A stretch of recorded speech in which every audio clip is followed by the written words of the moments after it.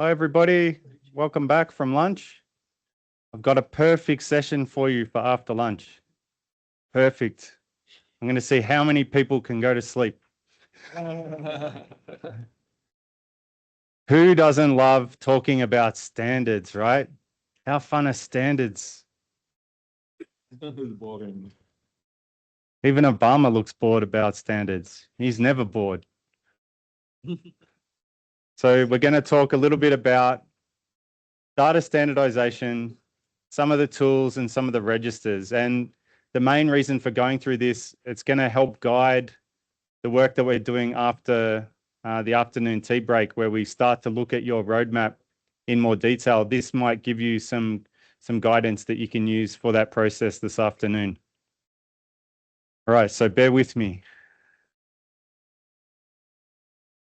So you've probably heard a little bit about standards and you may not even know that you're using them. So some of them, like the Geodetic services, like the IGS, the International GNSS service, they're catering nowadays for a very diverse community. In the past, the user community for geodetic data and things like GNSS data was predominantly from those groups working in geodesy and surveying, either in industry or in government or academia.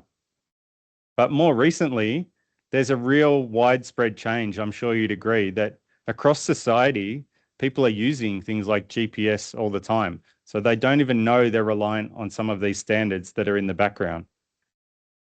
Here's a good example of that. It's hard to see the details, but I'll talk you through it. That large darker blue area in that pie chart on the left-hand side is represented by location-based services. And what this pie chart is showing, it's a breakdown of where sales of GNSS chipsets are going around the world. Into what industries are they being used? And you can see that things like GPS or GNSS chipsets largely being sold for things like location-based services, mobile applications. On the right-hand side, the aqua is the road sector. So there's a growing use of GNSS chipsets going into things like for autonomous vehicles, understanding to help with the reduced emissions, incident detection, situational awareness examples. If you compare that with where GPS chipset sales were going 10 years before or 20 years before, these sectors would not have been the users. The users would have been the surveying industry and maybe the start of the precision agriculture industry. So it's significant change in who is actually using GPS. But as part of that changing world, it's now us in the middle. We're the geospatial professionals that need to be the link between those end users and the GNSS technology. So we need to provide the standards and the links between these applications and the hardware and the software.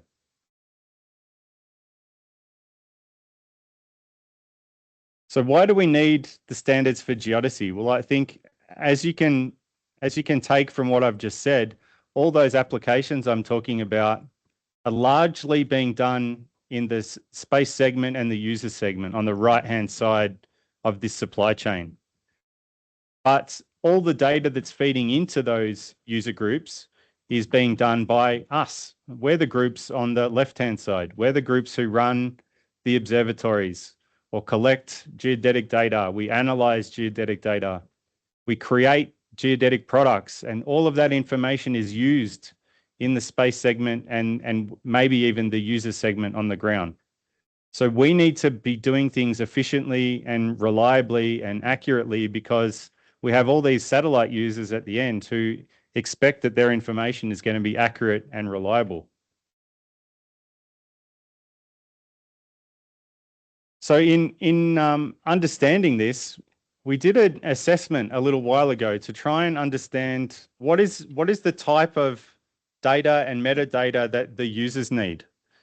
And we did an assessment. This was actually some work that Ryan and I did with colleagues in Australia a number of years ago, and in particular, people who work on things like data quality management within the International Standards Organization. And we looked across the different user groups. to understand in things like agriculture, rail, road, maritime, list goes on and on. What are the types of things that they want to know? Because they're not always the same. So we were trying to understand for each of these categories of standards and information, how well do we provide that data to the users so that they can do what they need to do with the data sets? So let's have a look at what we found. And we set a task for our friend who worked in the standards community to go and investigate how findable and accessible the geodetic data was. And so she went looking for some GNSS data from a station in Western Australia. And she went onto the website and she said, right, let's find some geodesy. She didn't know anything about geodesy. And then she found something from a network. Found something that said, oh, it's continuously operating. And then she said, okay, but where is the data? And it was down there, there's a data source. So she clicks on the data source. And then she got this shock. An FTP server. Everyone's worst enemy, an FTP server. How do you find data in here? And look at all the pages that she started clicking through. This is on our website, my old website in Australia, Geoscience Australia. She found a series of sites. She didn't know what any of the lettering meant, any of the words meant. She couldn't tell what was current. She couldn't find anything about the accuracy or reliability of the data. She didn't even know if it was the right data. So she's actually an expert in XML. So she went and researched some of the metadata files and looked at the XML for things that she was interested in to understand the quality, things like service area, integrity, availability, quality. And in every case, phrase not found. It's a bit embarrassing, isn't it? To think that the data might be able to be used and available to us within Geoscience Australia to do what we needed to do, but no one else could use this data. No one else could find it, let alone use it. So a lot needs to change. If you're going to be delivering information that's going to be used by all those other sectors that I mentioned before, where the geodesy community is one small piece of it, you've got to make your data fairer, more findable, more accessible, more interoperable, and more reusable. So to satisfy the user requirements, a lot of things need to change in the way that we deal with geodetic data. And I'm not going to say that we need to invest all of our time and energy and resources into making our data more findable and accessible. But it's good to understand and think about that when we're collecting and storing our data. It is a lot of work to make your data more findable and more accessible, but we should at least be thinking about how can we make small steps to do that, even with the data sets that you have within your governments. So one of the things that we started to do was try and simplify it. We were looking for a method of being able to try and exchange this data at a machine-to-machine level. How could we include the metadata in such a way that computers would at least understand how to transfer data around? And there are some international standards that do this. But there was a missing link, and we were coming up with this example where imagine we had the IGS, so the International GNSS Service data centers, analysis centers, coordinators, and then where the data is stored in the global data centers. Wouldn't it be great if they just talk to each other and synchronize that information across all the different services so that people who want access to the data, it could easily be shared amongst these different groups and they all use the same terminology. So that was what we had in mind when we're thinking about how to improve this for geodesy. And we're thinking about the example of developing a reference frame. If you had not just the GNSS, but also the satellite laser ranging, the VLBI community, and the DORIS community, if all that information could be shared, you create a reference frame, and then you could deliver products and services down to those user groups that I mentioned before.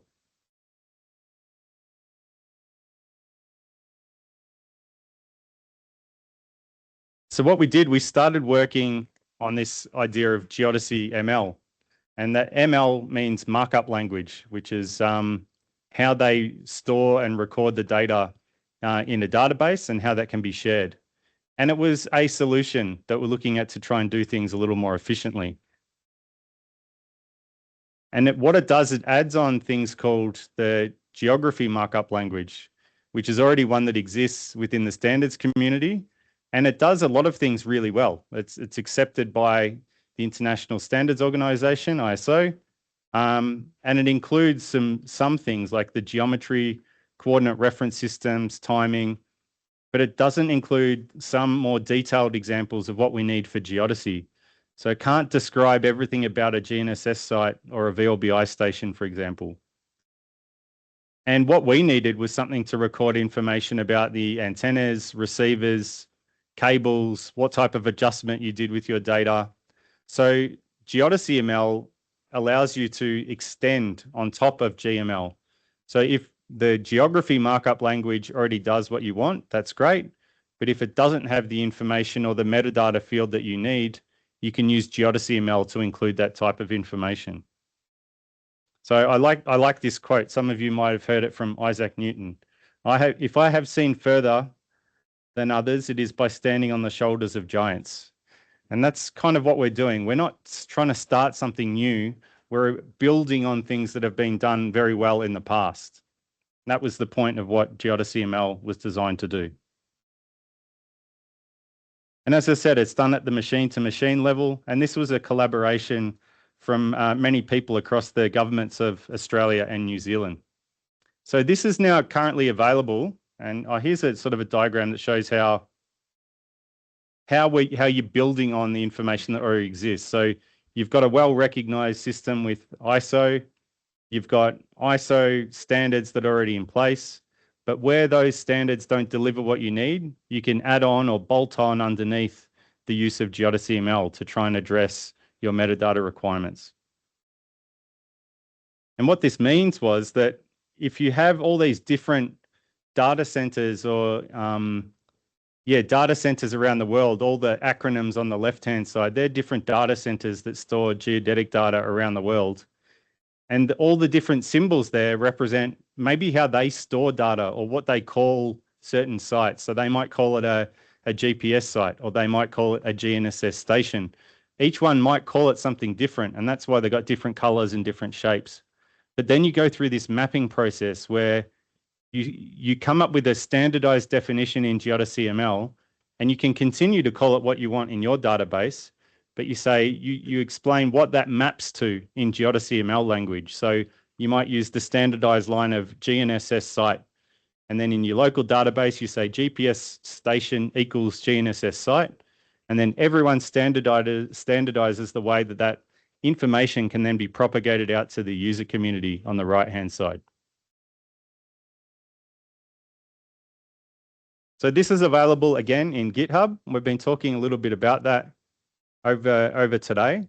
And you can see that the version, it's still a beta version, which means it's not a full release and it's a work in progress, but it is being used by some different groups. So some countries are using it to make their data more accessible and interoperable. The IGS, the International GNSS Service, is using it in the back end to make sure that their site log information is available in machine-to-machine format, which is really good. And then there's countries like Sweden that are using it to bulk transfer their IGS data around to different databases around the world. So this is available for you to use and look at. It's probably not the most important thing that you have on your mind at the moment, but it's nice to know that these things are there if you're looking for assistance to try and make your data more accessible. So here's the example of where it's being used in the back end of the IGS Site Log Manager. And some of you have probably been to the IGS and used their products and services. So this is how they're using Geodesy ML to keep that up to date. There's a range of different standards communities. So we've mentioned the ISO already. There's also a few others that you may have heard of, like the Open Geospatial Consortium, that do work on standards. And they came out of the software development community predominantly. And they also, thankfully now, have a lot of joint working groups with ISO. So they do a lot of work together. There's also the International Hydrographic Organization that do work on standards for the marine space, and we interact with them. The World Wide Web Consortium, Internet Engineering Task Force, and then some other ones as well that also do some relations to standards. But these are the two big ones that we're going to focus on talking about today. The other ones that are relevant for geodesy more widely are things like the Bureau International. They're the International Bureau for Weights and Measures. And then another one is UN-GGCE. So it's part of where we belong within the UN. So that's the United Nations Committee of Experts on Global Geospatial Information Management. There are standards and regulations and policies that come out through their group. More specifically in the scientific community, there's the International Union of Geodesy and Geophysics, and the IAG, which is the one at the bottom, International Association of Geodesy, is part of IUGG. Then there's also the IAU, which is the International Astronomical Union, and there's a range of different conventions and policies that are adopted from the IAU that the geodetic community need. So I'm not going to go through all of this in detail because everyone's still awake and I want to keep them awake. But what I will do is highlight a few things related to ISO standards just to help you understand how it all fits together. So ISO, and many of your countries might be involved in ISO. It's an independent and non-governmental international organization, and it was founded in 1947. And it brings together and links 169 different national standards bodies. So you might find that in your country, you have your own standards body. And what they do is they then go and represent you at the ISO meetings. The ones mostly around the spatial standards are in Technical Commission 211, and they develop the standards for geographic information and geomatics. And some of the standards in there that they work with are things like ISO 19111, which is around coordinate referencing. And here you can see how it helps you in a standard way understand how you can transform from one coordinate set into another coordinate set. So this is a geodetic thing that we do, and we've been talking about how to do this to switch from one datum to another datum. This is where it's actually defined within the standards community. There's another one called the International Terrestrial Reference System, and this one is relatively new. It was only formalized in 2020, and this was in recognition of the fact that many countries didn't really understand what is the difference between something like ITRF and WGS84. And some of us were talking about this over the lunch break. There is a reason why, in particular, people from the International Association on Geodesy, who are the specialists when it comes to this work, wanted to get this listed as an international standard, is because it's the most accurate way to define a reference frame for the world, and then to use that to define it for your country. So this is an international standard that's now been recognized around the world. And so this should give you guidance when you're going back to your countries to say, why am I aligning my datum with ITRF? Well, you can say, because I'm complying with international standards. And if your boss can see that you're going to this extra effort to try and align with an ISO standard, it helps them understand, okay, well, this must be important because it's recognized internationally. And that was the reason we went through this effort of working on this standard. There's then information, I'm not going to go through the details, that gives you more detailed information about geodetic referencing and how you can describe that. All of that is covered within the metadata of the standard, which is quite boring if you ask me. But it's important that the principle is important, and that's the bit that I want to focus on today. When you're implementing it, you may want to read it through in more detail and understand which bits you need to comply with. But the key thing you should walk away from this week knowing is that that standard exists, and you should be trying to have your national datum linked with this international standard.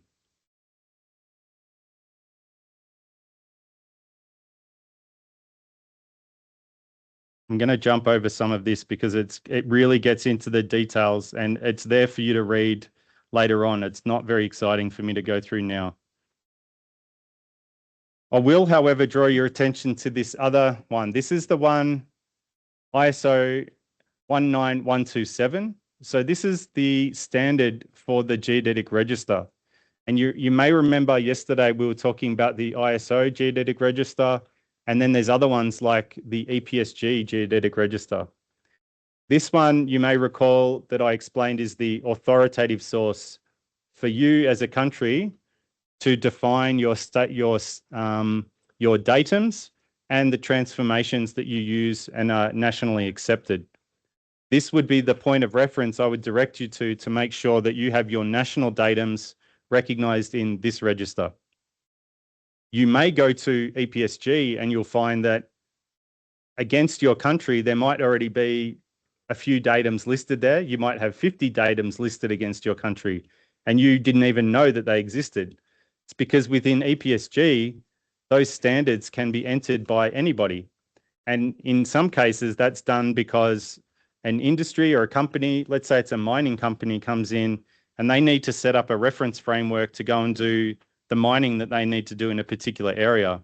They will create their own reference system and put it in EPSG so that then the EPSG register is recognized by any software that they need to use. But they may have done all of this without talking to you as the National Mapping Authority or as the geodesist. That can't happen with the ISO Geodetic Register. Only that can be put in by you as the authority. So that if you're looking to share this information or advise software developers on where to get the most accurate source for datum information about your country, you can then direct them to this one rather than the EPSG one. It's not to say the EPSG one is not important, but it just has a different purpose.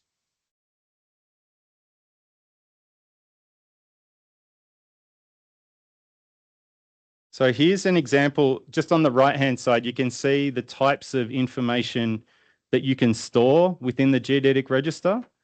It's things like the geodetic datum, the vertical datum, transformations, conversions, and it's a lot of the information that we were talking about this morning in your fact sheet.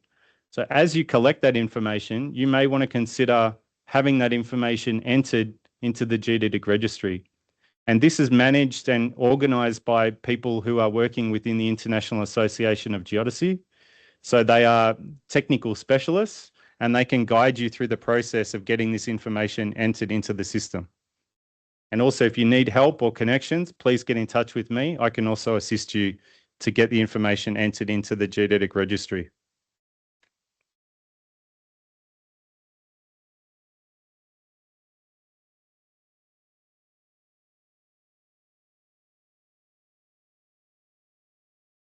I think you can read about the usage of the registry later on. I won't cover that now. The EPSG one, to come back to that, as I mentioned before, it holds data, and so it's a graphical user interface as well as a database, so you can access the standards and the information, and it's got an application programming interface as well. So that means you can have again machine-to-machine interaction with the registry and different types of software that are sitting in the background.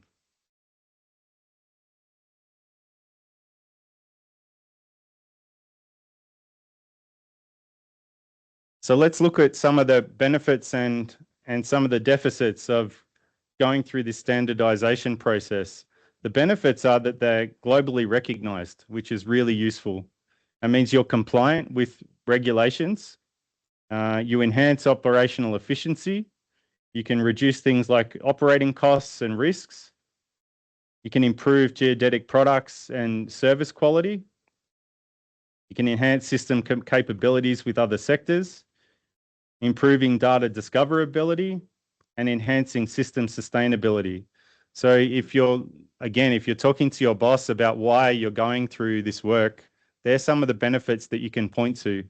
And you may want to try and personalize some of those messages for applications or key resource sectors within your country as to who it would benefit. In terms of the things you need to consider, though, it's the cost, and it's largely around the time that it takes to work on this information. It's quite time consuming. There is bureaucracy involved because you need to get things approved through different communities and committees. Sometimes it requires special expertise. We're trying to reduce how much expertise you need. And at the moment, you will find you can get assistance at least to help you with that technical expertise that you need. And the key thing is that you are continually looking at this because you can never really stop looking at standards. You always need to be thinking about how can I maintain this and improve this for my customers. The next one I wanted to touch on was the Open Geospatial Consortium. And again, they have some similarities with ISO, but they're also a little bit different. As I mentioned, they're a bit newer. They're a voluntary organization again, but they're developed in 1994. And the reason for this was because they were looking at, particularly around software development. They were trying to enable interoperability and integration of data, again, at the machine-to-machine level without getting humans too involved in the process. So a lot of the standards they develop is about how can computers and software share this information. It's not so much about the process that you go through. It's more about the data sharing that is involved. So currently, OGC has over 500 members, and that includes private sector vendors, government agencies, universities, and research institutions. And they have been involved with or developed over 50 different standards. Some other ones to be aware of, and I'm not going through these in any detail at all, but it's good for your awareness, is things like the different types of GNSS data and metadata formats, because that can be quite complex as well. You can have things like SSR, which is state-based representation format. So some of the commercial providers, they provide information in this type of format. You've then got RINEX files, which are the way that you can, it's like an open receiver exchange format that is used within the GNSS community. You've got SINEX files, which are the station positions and velocities. And that's the way we can describe the outputs of things like our adjustments or our data processing. And then you get into some more specialized specialized formats for things like GNSS and also atmospheric models underneath. There's also the INSPIRE program. So I mentioned before things like findable, accessible, interoperable, and reusable. This is an initiative that's aimed at predominantly the European community, but there's some principles in there that are very useful for everyone to follow. And they look at not just the fair ones that I mentioned before, but they also talk about things like harmonization. So they're not just looking at one particular data type, they're looking about how they can be integrated across different data types. And they have a range of really good things on their website if you're looking for guidance. They've got some great infographics that talk about the value of what free and open accessible data looks like, and some advice on how to go through the process of making your data more fair, more interoperable. And as you can see, it covers more than just Geodesy. They've got a whole range of different directives in there which provide guidance across 34 different spatial themes. So we're talking about cadastral parcels, addressing, transport networks, hydrography, and then environmental aspects like protected areas, as well as some of this social ones like human health and safety. You can see there's a whole range of different guidance that you can get through this INSPIRE directive. So if you're interested in this or looking to get guidance on this, that's a good website to go and visit and just explore a little bit, particularly in the areas where you have an interest. And then we go from those ones to the really sciencey ones. I talked about BIPM before. These are where things like they define what is a second, what is a meter, what is a kilogram, what is the Newtonian constant for gravitation. We use these information in like some very detailed science problems that we're facing, but they've got to be defined somewhere. So I don't know why you might be looking for these. I've never looked for them since I left university, but if you're looking for them, the BIPM is a great place to go and find this kind of information. And I've included some of the links that you might like on the left-hand side here. So you can go through this, when you're going through this in more detail, you can go and find out, well, how do they define a meter? If you're interested, follow the links and go down that rabbit hole, and I'm sure you'll be able to work it out. So here's the FAIR data principles that I mentioned before. So I'm not going to go through this in detail, but this is a big initiative that has gone global in terms of making your data findable, accessible, interoperable, and reusable. And I like it because it's a simple thing to remember, and it's something to consider every time you develop a data set or you share a data set. You should be thinking about, how can I make my data as fair as possible? Because particularly as the geodetic community, as I showed you at the start, a lot of the data that we collect is not very fair, but our user base is enormous. So there is a lot of work that needs to be done between now and what good looks like. And a lot of the work in Geodesy is we've talked a lot about governance and communication. Data fairness and standards is really another one that we have a lot of room for improvement. The final area I wanted to touch on is more of the international language of what we talk about with policies and standards and conventions.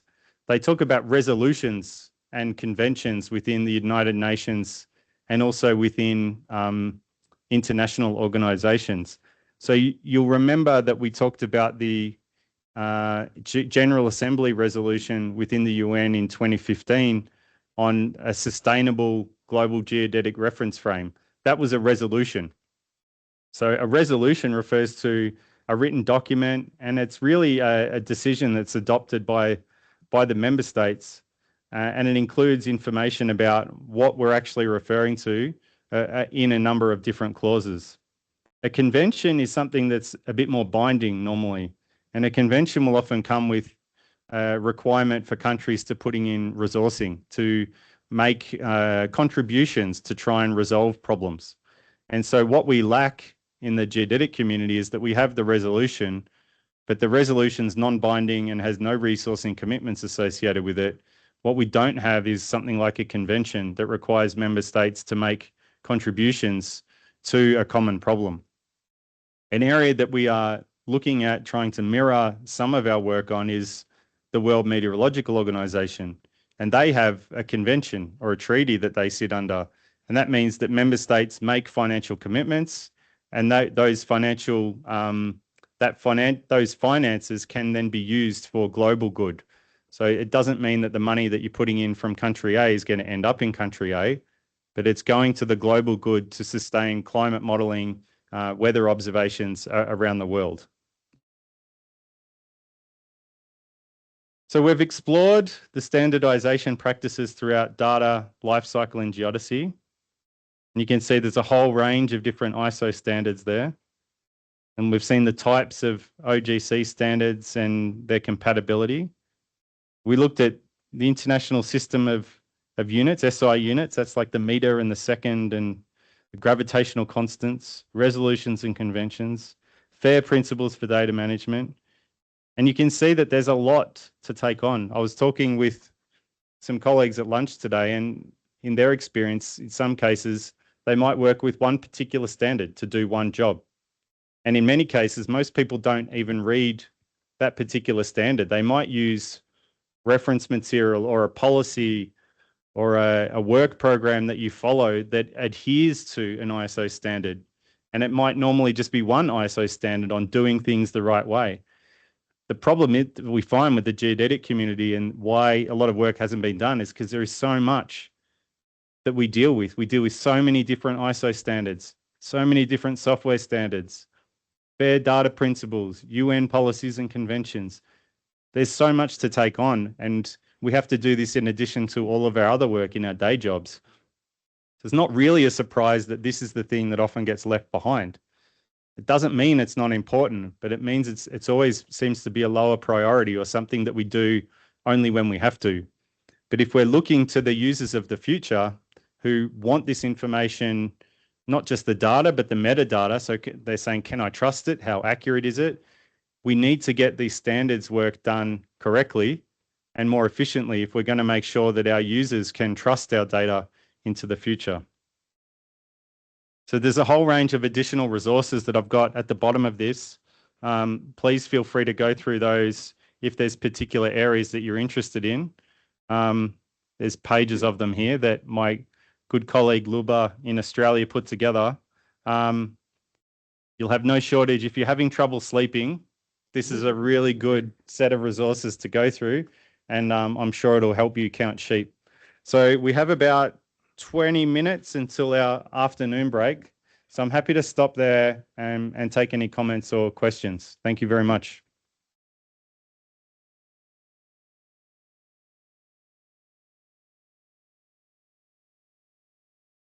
Yeah, thanks for the enlightening presentation and the efforts being made to make data more accessible. I like that FAIR principle. It's really a good guide to know or to motivate handling of data. I'm seeing a very close relationship between the Inspire. Inspire is an example of a spatial data infrastructure plus this Geodesy. Can you say that Geodesy is a specialized spatial data infrastructure that you're trying to set up? Yeah, it's a good way to try and describe it. I think the Inspire is sort of, it's higher level. It's sort of, again, it's like these guiding principles on how you can do it. And then they provide some specific instructions for particular data sets as the type of standards that you could follow to implement this for addressing or hydrology. So again, it's Inspire's trying to provide that entry point and then to guide you through the process, because it can be quite complex and complicated. And when it comes to the Geodesy side of it, this is what we're trying to do with Geodesy ML, because nothing is there. We're trying to provide the guidance and the systems to set up your data in such a way that it can make it fairer.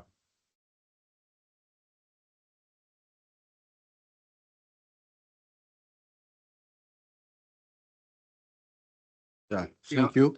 Oh. Thank you. I was interested by the part of on resolution in the convention. Yesterday we talked about the legal framework on data sharing, and previously I think we have a presentation on saying that actually Geodesy is the enabler of SDG implementation. I want to maybe to fix us or just a resolution, because before you told us the ambassador brought some recommendation in the UN-AG. And in relation with that, do we have a resolution that bind every country so that it can help us just design some programs, some like SDGs binding all countries when they are planning, they are designing their program or their planning. Thank you. If I could just get you to turn your mic off. Thank you. So it's a great question, and a lot of countries use, getting feedback here. A lot of countries use the General Assembly resolution as a mandate. So what I'm saying is when they're going to their decision makers to say, we need to improve our geodetic infrastructure in our countries, they point to the General Assembly resolution and say, this was adopted by the UN General Assembly. But the distinction is that it is a non-binding agreement. It's a resolution. It's not a treaty or a convention. So there's a distinction there, and in levels of hierarchy of how binding different agreements are within the UN. A treaty or a convention is up here and a resolution is down here. This is saying it's nice to have. It's like a memorandum of understanding, but it's not binding. A treaty or a convention is more binding. Also, you can look at the particular words and the phrases they use in the resolution. There's some great information in there. It says about encouraging countries to share data in recognition of the fact that no country can do geodesy on its own. But the only way that we could get the resolution through was also to be careful with the language that we used. So it says things like, where possible, countries are encouraged to share data, because many countries would have voted down the resolution if it said countries have to share the data. Because in many countries, as we've heard, that's non-negotiable. They won't do it. So it says where possible. So it encourages countries to do it, but it can't force anyone to do anything. Aslam was next. Thanks. Thanks, Nick. I see the Geodetic register is made available at free of charge for access with a kind contribution of certain organizations.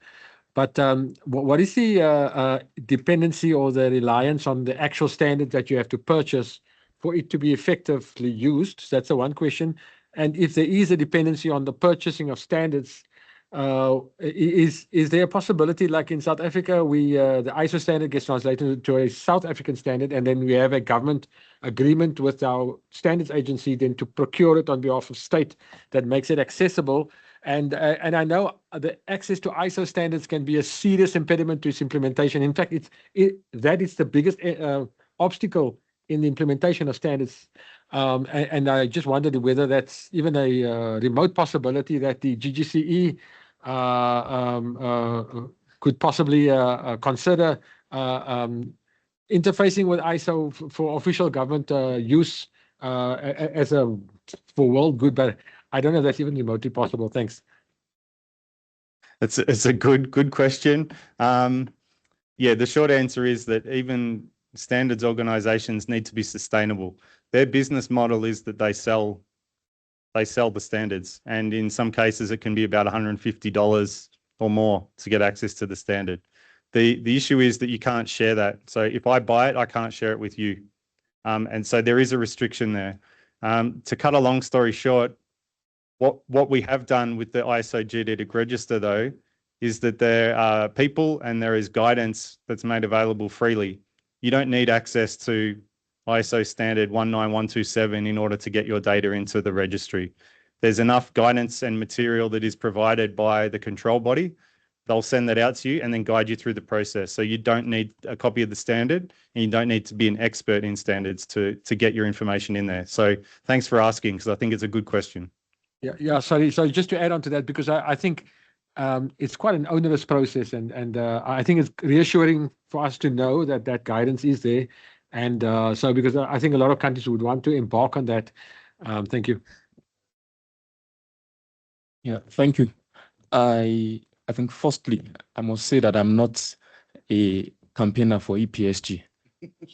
But then I must also confess that prior to coming for this workshop, prior to my preparations, I didn't know that there was an ISO register for Geodetic that I could use instead of EPSG.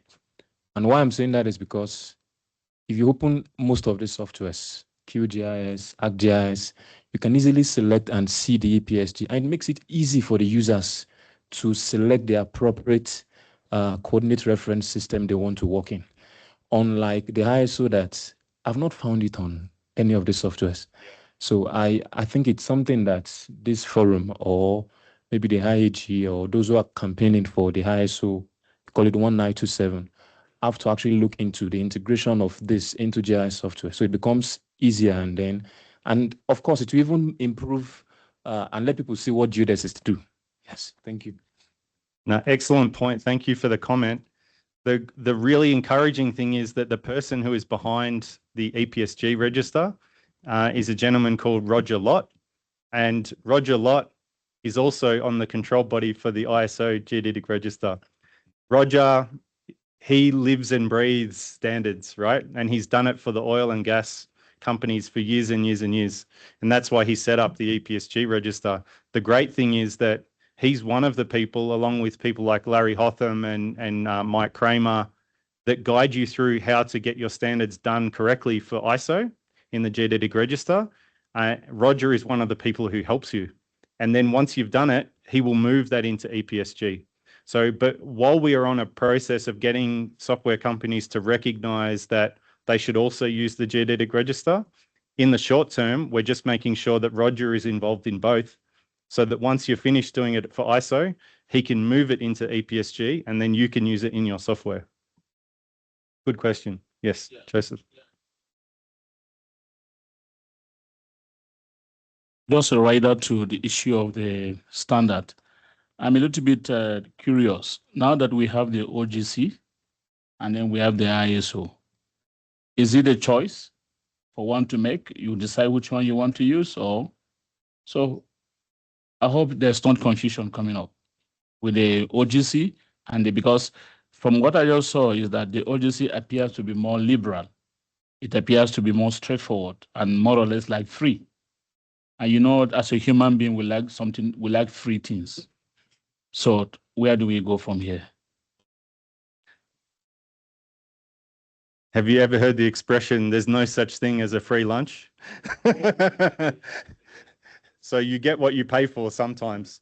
The good thing is that they work well together. As I said, ISO and OGC work well together. When it comes to if you were interested in developing a new standard, it would depend on what you're doing it for. So you can see with the ITRF one, it was to have something that was at the highest level so that we could get recognition that this is the best way to do things internationally. And that's why they went down the ISO path. If you're looking at software implementation or the development of software packages, you would probably go down the OGC path. And in some cases where there's a mix where you think it could be either, well, you may go down the OGC path because it's free, but then ISO will adopt it because they think it's important. So the key thing is that you are talking to people within ISO or OGC to work out which path you want to go down. And so the answer will be different depending on what you're trying to do. But it's a good point. Yes, thank you. Merci. Thank you.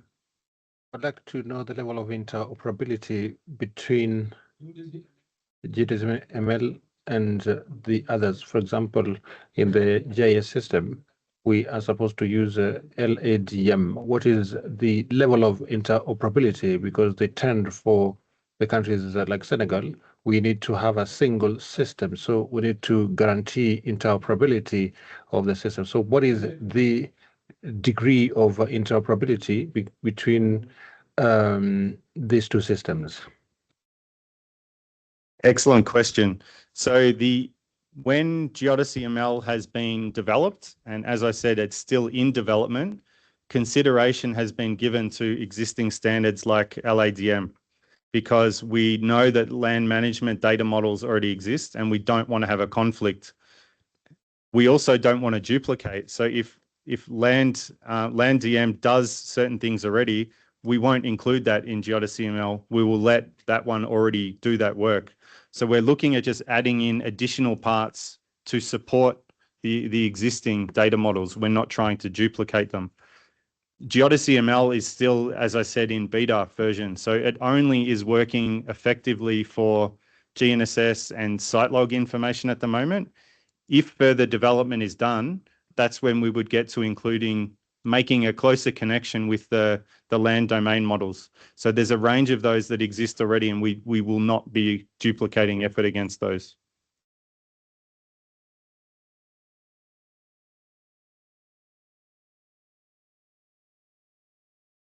My question is on the ISO and the EPSG. How does one add their datum to ISO? And then also, if it's already on EPSG, how do you upgrade now to ISO? Or is it much easier to shift from one to another? You mentioned something like the people in charge of ISO are the same people in EPSG. Yeah. Yeah, so if you'd like, if your information you know is already exists in EPSG, the best thing would be to do is contact the ISO Geodetic Register team and tell them the specific EPSG codes that you would like to put into ISO. So they would go and do a quality check on the EPSG information first, but the main thing they will want to check before they move it across is that, do you have the authority to speak on behalf of your country? So this is where the authoritative source comes in. They check whether you represent the government, because if you represent industry or a private company, you won't be able to get it moved across.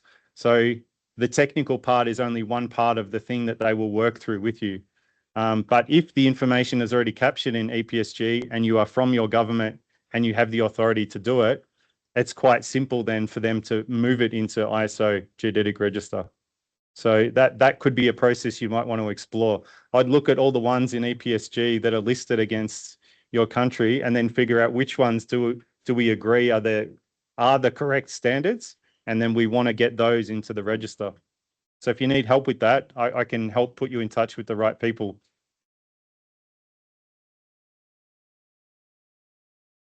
Yes. Merci pour cette présentation. Thank you for that presentation. I didn't know that we have all these standards. I did not know we use them. So the question that I'm asking is that I've seen in the presentation that there are several standards. Is there a coordination between these standards? For example, when it comes to updates, feature updates, and all? That's the first question. The second question, with regard to us African countries, is there a preference when it comes to zoning and the usage? What would be the best standard for African countries? Yeah, I would start by working through the information in the ISO Geodetic Register. And to be honest, if you start with the fact sheet that we had this morning, that would give you a lot of the information that you need to put in the ISO Geodetic Register. So the fact sheet's a simpler way to go through that information and collect it. And then I would look at trying to move some of that information into the ISO Geodetic Register. From there, it'll get picked up by other different software communities and start to get used. And it would mean that you don't need to do all the work in every community because you have provided the authoritative information. Can you just put off your microphone, please? Thank you. I just want to add a closing comment here, and also it just echoes some of the points that Nick made. We heard this morning during the fact book or the fact sheet that it was a very interesting and challenging activity that many of you are from the National Mapping Agency, and finding and collating the most current and up-to-date and accurate information around your datums, whether it's the geodetic datum, the physical height datum, the geodetic capabilities, was challenging to find that. So I think that already identifies for you these challenges around FAIR. If you imagine also your stakeholders, your different parts of your industries, different parts of governments are wanting also to use your national geodetic datum for its activities, it is also going to find even more challenges to find that data. So this fact sheet is a fantastic opportunity for you to bring together what you currently have, what you currently know of. And as Nick mentioned, you're able to identify what is already registered in EPSG or ISO and understand what you currently do and don't do. And that is a very important then document to help you in the next step, which we will do after the coffee break, is around the roadmap and where you want your national geodetic system to be in some years' time. So hopefully the information you saw here today about standards, there is a lot of information. There is a lot of standards. But I hope you see also there are steps to follow. There are different resources that you can start to use on and call to help you with that. And I think if there are no further questions, we can take a coffee break now and come back at 3:30.